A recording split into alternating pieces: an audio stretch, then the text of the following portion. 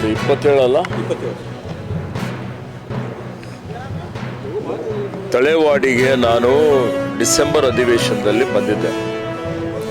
ಅಧಿವೇಶನದಲ್ಲಿ ಬಂದಂಥ ಸಂದರ್ಭದಲ್ಲಿ ನಾನು ದಾರಿಯಲ್ಲಿ ಇಬ್ಬರು ಮಹಿಳೆಯರು ತಲೆ ಮೇಲೆ ದಿನಸಿ ಹೊತ್ಕೊಂಡು ಬರ್ತಾಯಿದ್ರು. ನಾನು ಕಾರ್ ನಿಲ್ಲಿಸಿ ಅವರಿಗೆ ಕೇಳಿದೆ, ನೀವು ಎಲ್ಲಿಗೆ ಹೋಗ್ತಾ ಇದ್ದೀರಿ ಅಂತ. ಅವರು ಭಾಳ ಆತಂಕದಲ್ಲಿದ್ದರು. ಸಾಯಂಕಾಲದ ಸಮಯದಲ್ಲಿ ಒಬ್ಬ ಮಹಿಳೆ ಹೇಳಿದರು, ನನ್ನ ಮನೆಯವರು ಹುಲಿ ದಾಳಿಯಿಂದ ಮೃತಪಟ್ಟಿದ್ದಾರೆ.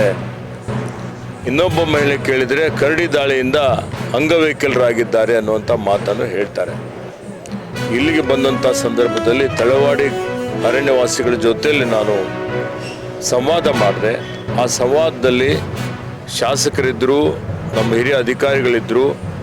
ಅಂಥ ಸಂದರ್ಭದಲ್ಲಿ ಅವರ ಸ್ವಯಂ ಇಚ್ಛೆಯಿಂದ ನಾವೆಲ್ಲ ಇಲ್ಲಿಂದ ಪುನರ್ವಸತಿ ಅಂದರೆ ಅಲ್ಲಿಗೆ ನಾವು ರಿಲೋಕೇಟ್ ಆಗ್ತೀವಿ ಅನ್ನುವಂಥ ಒಂದು ತಮ್ಮ ಇಚ್ಛೆಯನ್ನು ವ್ಯಕ್ತಪಡಿಸಿದರು.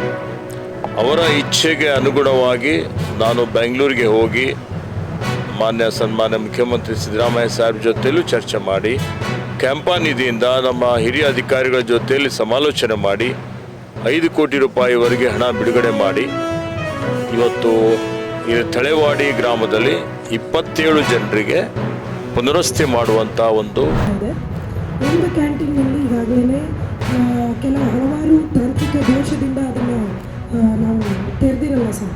ಸೊ ಹಾಗಾಗಿ ಅದನ್ನು ಸಹಿತ ನಾವು ಕ್ಯಾಂಟೋನ್ಮೆಂಟ್ ಬೋರ್ಡ್ ಕಡೆ ಇದೆ ಸರ್. ಅದನ್ನು ಸಹಿತ ನಾವು ಸಕ್ಸಸ್ಫುಲ್ ಆಗಿ ಮಾಡ್ತೀವಿ ಮುಂದಿನ ದಿನಗಳಲ್ಲಿ. ಹಾಗೂ ಇದನ್ನು ಇಂದಿರಾ ಕ್ಯಾಂಟೀನ್ 2 ಅಂದರೆ ಈ 2ರ ಯೋಜನೆಯನ್ನು ಮಾನ್ಯ ಸರ್ಕಾರದ ಘನ ಸರ್ಕಾರದ ಮಾನ್ಯ ಮುಖ್ಯಮಂತ್ರಿಗಳಾದ ಸಿದ್ದರಾಮಯ್ಯ ಸಾಹೇಬರು ಎಲ್ಲ ನಮ್ಮ ಸ್ಟೇಟ್ ಎಲ್ಲ ಕಡೆ ಪ್ರತಿಯೊಂದು ಇಂದಿರಾ ಕ್ಯಾಂಟೀನ್ ಇರಬೇಕು ಮತ್ತು ಇದರ ಒಂದು ಏನು ಮೆನ್ಯೂ ಇತ್ತು ಅದನ್ನು ಚೇಂಜ್ ಮಾಡಿದ್ರು, ಬದಲಾವಣೆ ಮಾಡಿ. ಮುಂಚೆ ಆಹಾರದ ಒಂದು ಏನು ದುಡ್ಡಿತ್ತು ಅದು ಬೆಳಗ್ಗೆ ಬ್ರೇಕ್ಫಾಸ್ಟ್ 5, ಮಧ್ಯಾಹ್ನದ 10 ರೂಪಾಯಿ ಮತ್ತು ರಾತ್ರಿ 10 ರೂಪಾಯಿ ಊಟಕ್ಕೆ ಅಂತ ಇತ್ತು.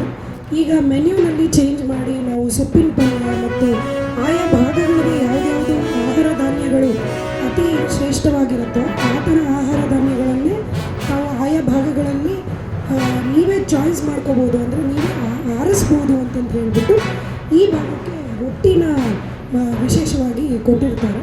ಈಗಾಗಲೇ ತಾವೆಲ್ಲ ನೋಡಿದಂಗೆ ಮತ್ತು ವಿಶೇಷವಾಗಿ ಏನು ಮತ್ತು ಕ್ಯಾಂಟೀನ್ ಆಹಾರ ಸಹಿತ ಇದ್ದರೆ ಈ ಹೊಸ ಮೆನ್ಯೂ ಮಾಡಿದ್ದು ಈ ಸರ್ಕಾರದಲ್ಲಿ ಮಾಡಿರಲಾಗಿರುತ್ತೆ. 57 ರೂಪಾಯಿ ಇತ್ತು ಪ್ರತಿದಿನಕ್ಕೆ, ಈಗ ಅದು 62 ರೂಪಾಯಿ ಆಗಿದೆ. ಅಂದರೆ 5 ರೂಪಾಯಿನ ಜಾಸ್ತಿ